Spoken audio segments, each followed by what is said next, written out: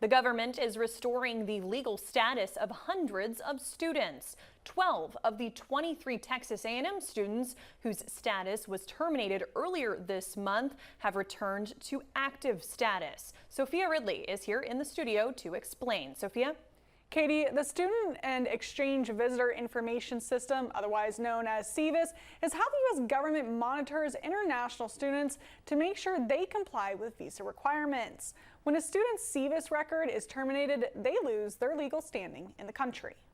The Justice Department says the decision to restore the visas comes while a new framework to review and cancel SEVIS records is being developed.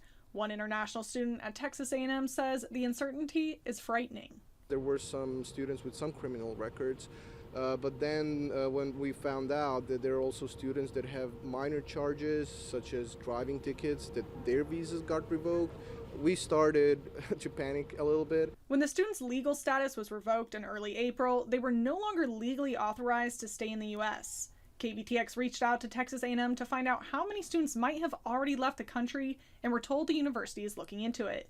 Djovic says it's tricky getting back into the country for school once you've left. They have to get a new SEVIS number from the university, and the university then ships the paper to their country, and then they can apply for the interview. And in some countries, usually time for the next interview is like 1 year from today. Djovic says the growing fears around visas and legal status has made him look for jobs in Europe after he graduates. Before this administration, I was inviting and I was really advocating a lot of young engineers in my home country to come here.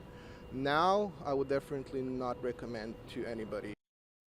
Texas A&M says they have not received communication on why the records were changed and will continue to support the international community at the university. In studio, Sophia Ridley, News 3.